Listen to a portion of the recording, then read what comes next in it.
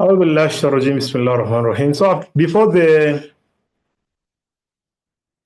the break, we were talking about Said. Can you switch off your video, please? It's just simple thing. When you come, please inside the class, you just have to switch off your video. If your video is on, it is affecting me. I cannot read the slides clearly from here. So you just come in, switch off your what? It's as easy as that. Just switch off your camera and خلاص يعني. So when we are talking about the scope of human resource management, we are basically talking about al-hudud. What does human resource cover? So the answer is human resource management covers three key areas. So number one, there is the personnel or the labor aspect. Then number two, welfare aspect. Then number three, industrial relations aspect. So these are the three areas of what? These are the three areas of the human resource management. Those are the three areas that human resource management cover. So number one, when you're talking about the personnel or the labor aspect. So the first aspect deals with manpower planning. Every organization, they have to plan for their people. How many do we need this year? Recruitment and selection. Where are we going to get them? How shall we interview them? How are you going to select them? How are you going to place our workers? How are you going to transfer? For example, you have two branches. Are you going to transfer them from branch A to branch B? Promotion, how are you going to promote our workers? How are you going to train and develop them? Layoff and retrenchment. For example, if they've reached the retirement age, what is the process involved? Remuneration means their salaries. Incentives means al-mukafaat. And productivity, it's all about their work output. So the first part of the human resource, it deals with the worker themselves. It is related to the worker. Number two, it is related to their welfare. And when you are talking about the welfare, this aspect is concerned with the working condition of employees. So like how is the working environment in what? In the office? Is it spacious enough? Is it well ventilated? Do the workers have enough tables, enough chairs? How is the working condition? Housing. Your workers, do they have good housing? Transport, do you provide them with what? Transport? Medical assistance? Do you, for example, do what? Do you provide them with education, training? Do you provide them with health insurance? How is the safety of your workers inside the organization? Do you provide them with recreation facilities? For example, swimming pools, some video games to play during their free time? So if you go to those big organizations, you will find that the welfare aspect is always there. But in many organizations in Africa, this aspect is not there. So you just come, we pay you money, masalam. So your welfare, that is not our problem. Your education, take yourself to school. Your masters, but if you go to big organizations, they even pay the masters for their workers because they know if Muhammad gets masters, this masters is going to help the organization. If Muhammad is trained, it is also going to help the organization. So they know the value they get from training you, from giving you good welfare. Then number three is industrial relationship aspect. So this aspect pertains to union management relationship, joint consultation, collective bargaining, grievance and disciplinary action, and settlement of dispute. The industrial relationship aspect normally happens now. For example, when you are working in an organization, and when you are working there, for example, they terminate your contract unlawfully. What is going to happen if they terminate your contract unlawfully? So if they terminate your contract unlawfully, what will happen? You will take them to a court of law. And the court of law is going to decide, wow, Muhammad was terminated unlawfully, so he needs to be compensated. So that is an industrial relationship. That is, and also another example of industrial relationship. Abdi, can you switch off your camera? In what?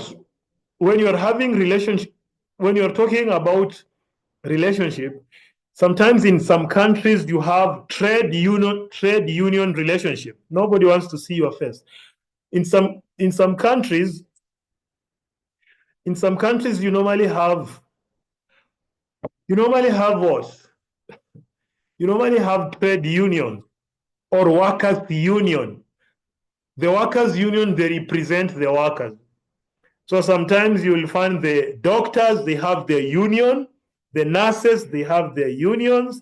So if they want to talk with the government, their union is going to represent them. If they are going for strike, if they are going to demonstrate, so their union is the one that is representing them. So that is the meaning of industrial relationship. Now, to another important thing. Now, what is the function of the human resource management? The human resource management has managerial functions and operative functions. So what is the difference between the managerial function and the operative functions? What is the difference? So the managerial functions are the basic functions performed by HR managers in their capacities as managers or heads of their own department. In fact, all managers, irrespective of their departments, perform this function.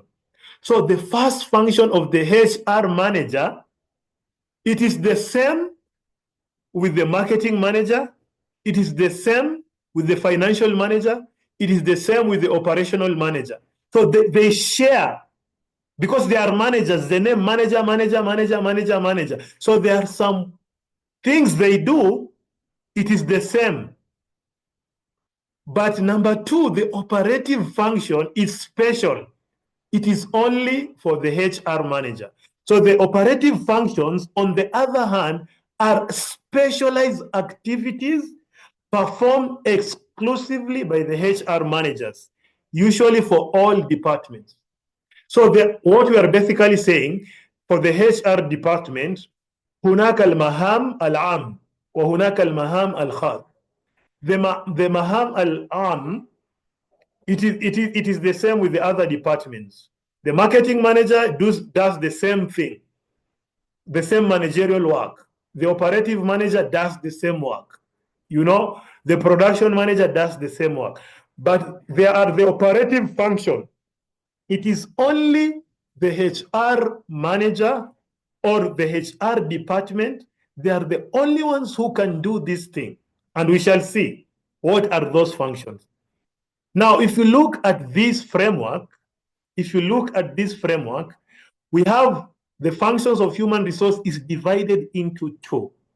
Number one, we have the managerial functions on the far left in my screen, and on the far right, we have the operative functions. So the managerial functions, the planning, organizing, directing, controlling, it is the same. All the managers in the organization, they plan, they organize, they direct, they control. But we have special functions, the operative functions, they are only done by the HR department. No other department can do it. And these are the four categories. The first one is related to procurement. The second one is related to development. The third one is related to compensation. The fourth one is related to integration. The last one, the fifth one, is related to maintenance. Only the HR department can do that. And this is what is known as the al-maham al-khas. Al-maham al-khas. So these are the managerial function. All the managers. هناك التخطيط، هناك التنظيم، هناك التوظيف، هناك التوجيه، وهناك الرقابة. All the managers, they do all these things. So هناك التخطيط, you all know these things. So تخطيط is used to do what? It is an effective tool to deal with the future. It involves the process of predetermining the personnel programs that are necessary to attain the organizational goals. So when you're talking about تخطيط is وضع الخطة المستقبل. Like, what do we need to achieve في المستقبل and how are we going to achieve it? Full stop. That is all about a تخطيط. التنظيم في المقابل is a process through which the firm establishes its structure and determines the authority, responsibility, and accountability. Every organization, they have the hierarchy, the organizational chart. The manager is up there, the assistant manager. So through the organizational, that is called organizational hierarchy. So everybody knows what is expected from him. Al-mother, al-mas'uliyat wal-maham, you know, and there is also muhasaba, accountability. So Muhammad, you are the manager. These are your tasks that you need to do. And if you don't do it, you are accountable. Number 3 is staffing. This function deals with the creation and maintenance of human resource through employment. So staffing is how are we going to get our employees? And especially this is for HR. I don't know why it is here. Number 4 is tawjih. It is the sum of several activities like communication, leadership, and motivation. Every organization, you can be having a very good plan, tahtit.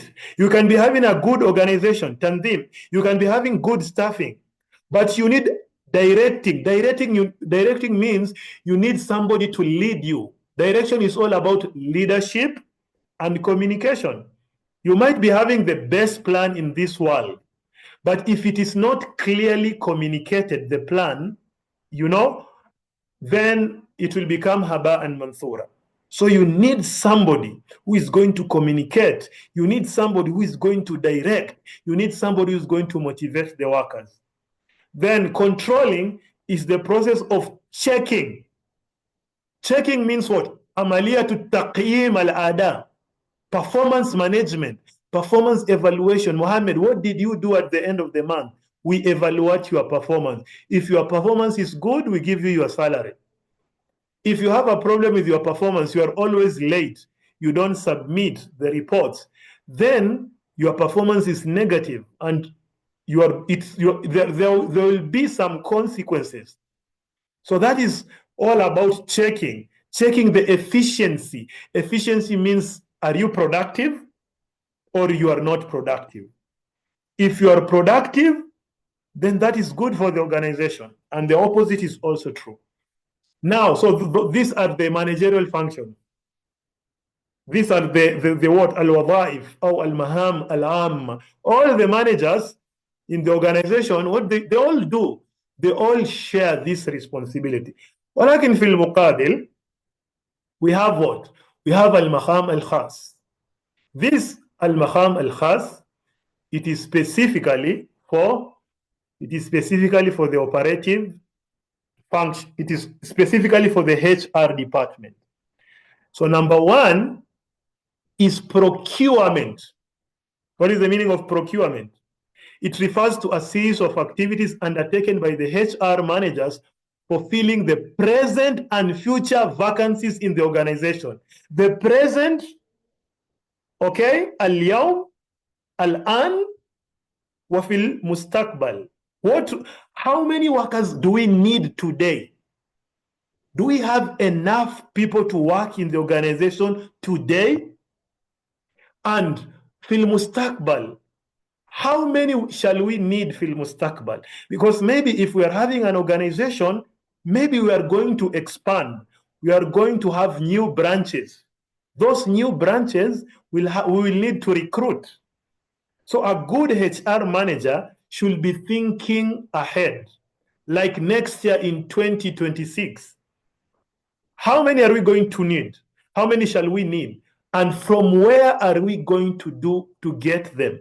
So this is what I was telling you, supply and demand of the workers. This is what is known as the HR, human resource planning. Number 2, development. Khalas, we have procured them. They are in our organization. They need to be trained at Tadrib. So it refers to both employees training and management development. When the employees come to any organization, they need to be trained. Why? To acquire new skills, to acquire new knowledge. Remember, the environment is changing. People are now in AI. Can you train your workers to know how to use the AI tools? Some organization, if you go, even the workers, they don't know how to use AI tools. Why? because they have not been trained. In some organizations, some workers, they don't know how to write reports. They need to be trained.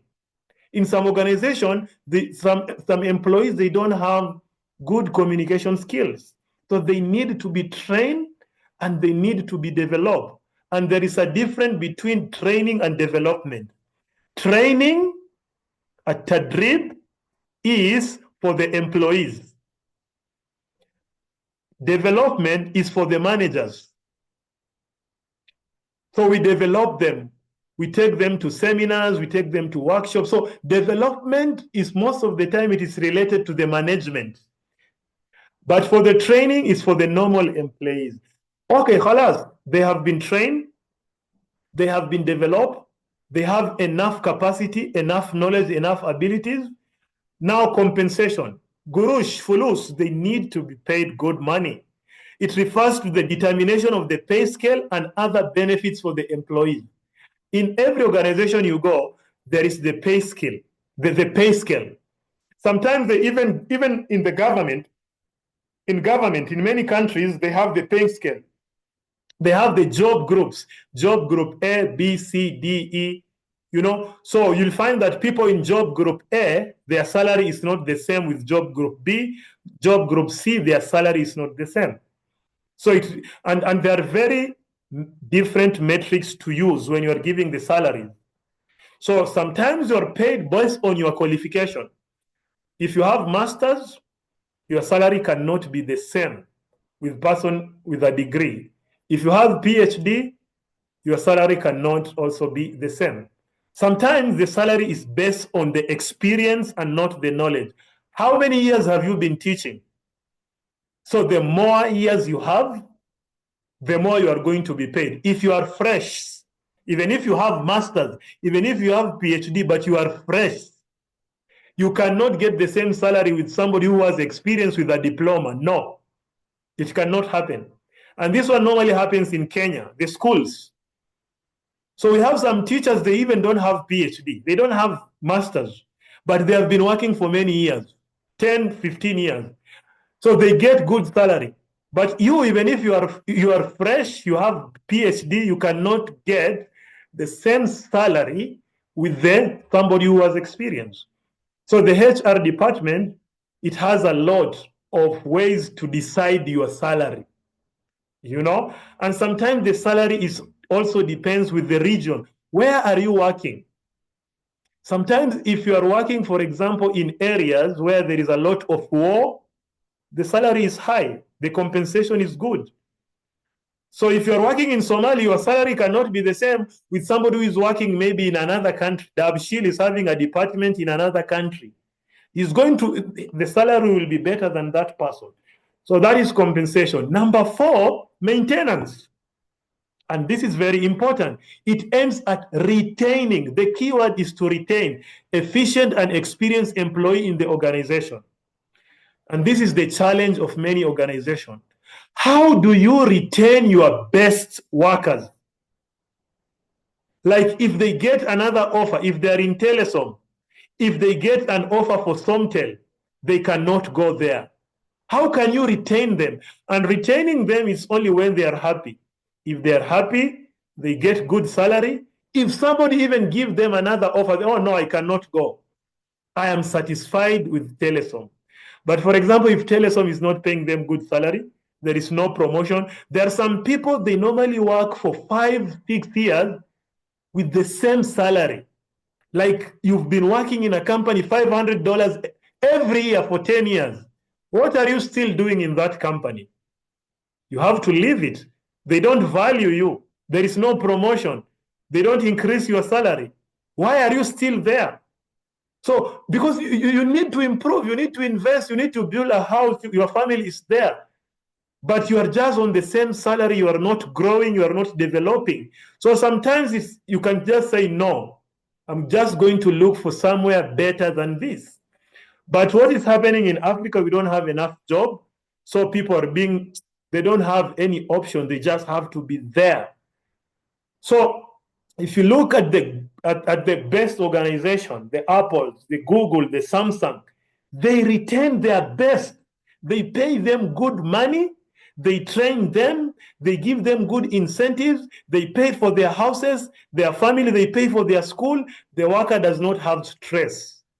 So even if they get an offer, they're not going to go anywhere. They're happy. Then the next thing is integration.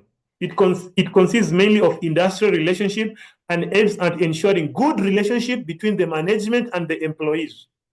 So here now, remember we were talking about the relationship between the employer and employee. Integration means managing this relationship. If there is a problem between the management and the employees, how do we solve it? Do we solve it internally, or we decide to do it externally? We go to a court to ask for, because some organization, they do what they normally do is that they don't follow the agreement, they don't follow the contract. So you as employees, you have the right to take them to a court of law. So this is what about, so integration is about managing the conflict. If there is some conflict between you and your boss, how is it managed? So that is the integration. So those are the 5 areas for HR: procurement, development, compensation, maintenance, and integration. Now, what is the difference between HRM and personnel management? What is the difference? Because, like I told you before, in the 20th century, in the 19th century, we did not have human resource management. So they were calling it personnel management. They were calling it idaratul mawarid. They were just calling it idaratul mawarid. But now, in the 21st century, they are calling idaratul mawarid al-bashariya. So those two words are not the same. So human resource management is very different from personnel management.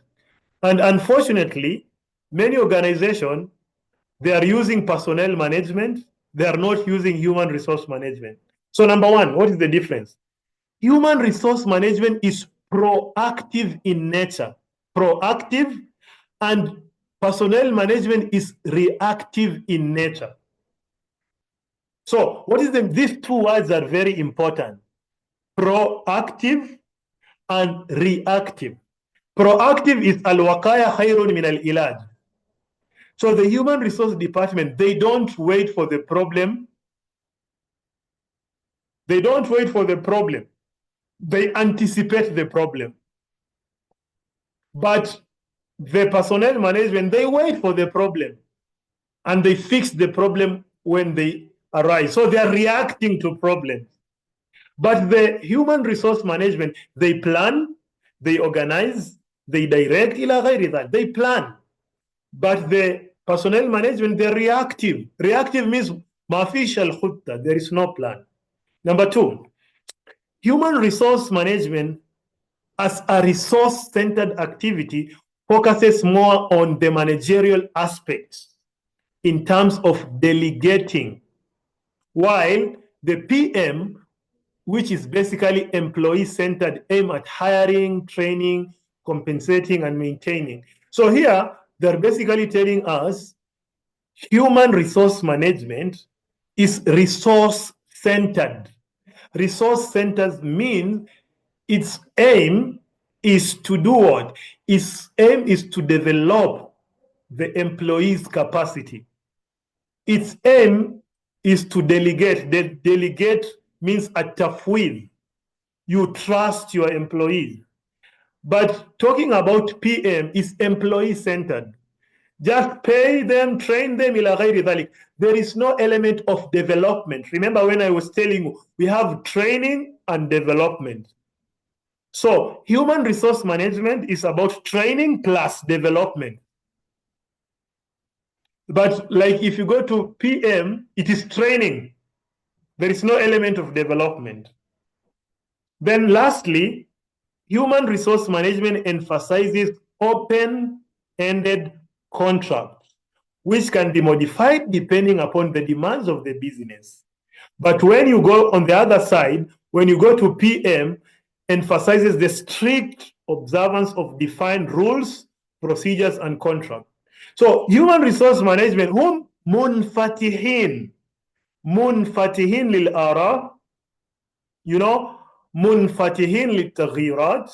They are open, they are receptive, they embrace changes. But the personnel management, they are very rigid. They are not open to changes. They don't listen to their workers. It's just a sam'a or ta'a. But HRM, they are open-ended. Then HRM is based on the principle that better performance itself is a cause of job satisfaction and morale. But PM considered job satisfaction and morale as a source of better performance. This is very interesting. So according to human resource management, they are basically saying at-tahsin al-ada, better performance comes as a result of employee motivation. When Mohammed is motivated, when Mohammed is paid what? When Mohammed is paid good salary, when Mohammed is motivated enough, when the working environment is good, then automatically the performance will be very good. If Mohammed is happy, then there will be good performance. Mohammed will work hard to ensure that what? To ensure that the organization is getting profit. But if you go to the performance management, according to them, they think that the only motivation for the worker is money. According to them, the employee is machine. And you just come to work, we pay you money, do the work, masalam. So they think that if they do that, the performance will improve. That Mohammed come, we pay you your money, sit in the office, do the work, masalam. So according to them, they think that is the best approach, and who knows, that's not a good approach. Then number 5, human resource management seeks to develop the competency of the employee on a sustained basis. I need you to underline these words in red, they're very important. Sustained means mustamirra. They are developing, they are training their employees bisifatin mustamirra. Walakin PM is regular. Ahyanan, like in 1 year, they can only train their workers maybe once in a year. But human resource management, it is part of their DNA. They train the workers like bisifatin mustamira. Every month, one training. Every month. So for 12 months, 12 training. So it is their culture to develop, their culture to train their workers. But according to the personnel management, it is not even in their budget. There is no budget for we need some training. Hey, we don't have budget. Training costs a lot of money. That is stress. So that is how they view their training. Like it is headache, it is stress to them. They don't want it. But the HRM, according to them, they have a budget for the training. They support it. It is their culture to train their workers. Ila ghairi dhalik. Number 6, HRM emphasizes autonomous work groups, challenging jobs, creativity for motivating people. But the PM emphasizes monetary rewards and conventional jobs. So the HRM, it challenges the workers. It encourages them to be creative. It encourages workers to be innovative. It encourages them to think. But the PM, their only motivation, you are doing okay, we'll increase $2 in your salary. We'll increase $3. That is their motivation. And this is what, because in management, we have two types of motivation. We have extrinsic motivation and intrinsic motivation. التحفيز الداخلي والتحفيز الخارجي. So the human resource management, they focus more with التحفيز الداخلي. If the employee is motivated from inside, then we are mashallah. But if the employee is motivated with kharijian, inna lillahi wa inna ilayhi raji'un, they'll just be thinking, I'm doing this because they'll give me money. If they don't give me money, I will not do it. But if it is dakhili, it is in your blood, it is in your DNA, so you will be doing it not ijbaran, but it is your raghba. You are doing it because you like doing it, not because somebody is forcing you. Then akhiran, we have the qualities of a good HR manager. A good HR manager should have enough knowledge, al-ma'rifa. A good HR manager should be intelligent, dhaki. A good HR manager should have good communication, maharat al-tawasul. A good HR manager should be objective and fair when dealing with the employees, al-adala. A good HR manager should leadership and motivational qualities, maharat al-qiyada. Then emotional maturity, emotional intelligence. A good HR manager should know how to manage his feelings and also to manage the emotions of his employees. Then a rifq, empathy. A good HR manager should have a rifq or rahma. So those are the important qualities of the HR manager. So if you have any question, please, you can ask. So listen, I'm sending a link. I'm sending a link in your WhatsApp group now. Can you please take the attendance, write your name, and submit the attendance now? I'm going to send a link in your WhatsApp group. Please use the link. Use the link. Use the link to send the attendance before you leave this class. Before you leave this class, ensure that you write your name and you submit.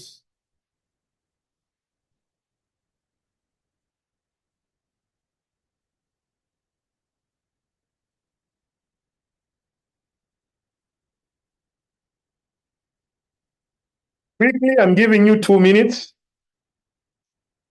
Have you seen the link?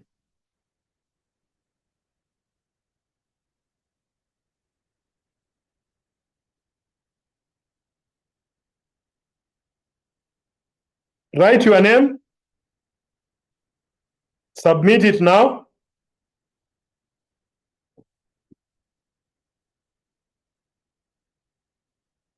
If you have any question, please, you can ask.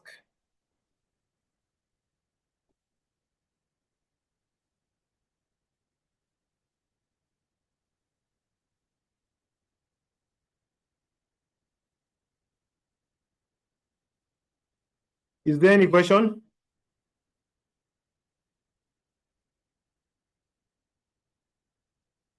If you have any question, have you taken your attendance, please? Who has not taken?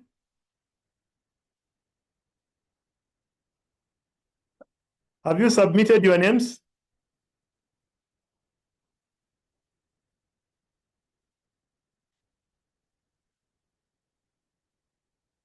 Because I'm going to close the link. I'm going to close the link. If you've not submitted, I'm going to close the link now, and you will not.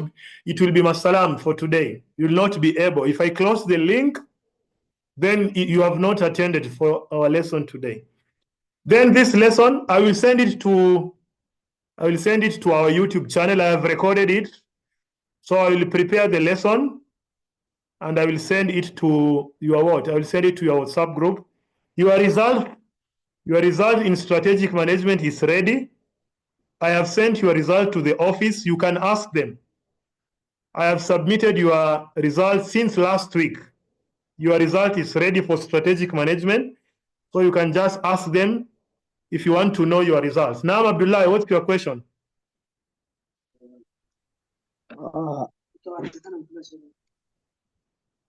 Sorry?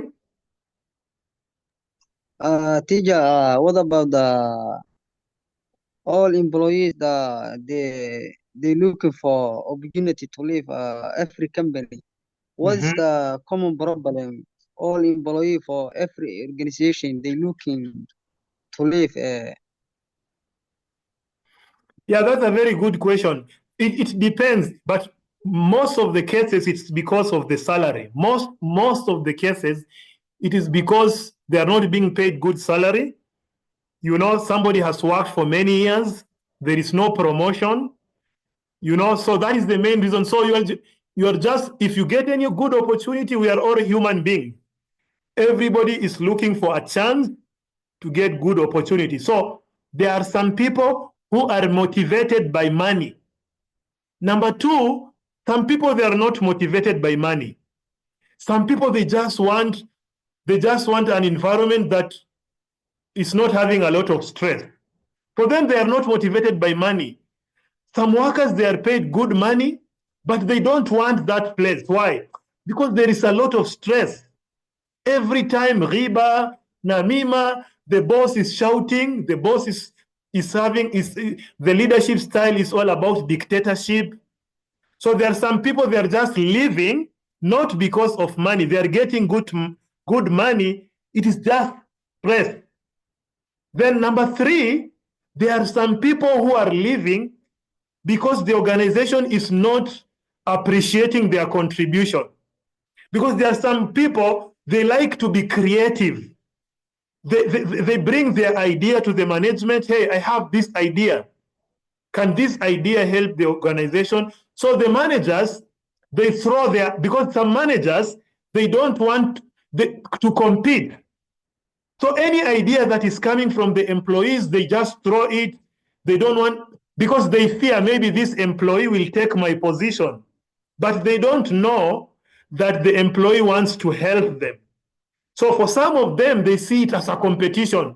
You bring everything good, they throw it in the dustbin. Everything, all the ideas, they throw it in the dustbin. So some workers, they are frustrated because all their good ideas, nobody is implementing.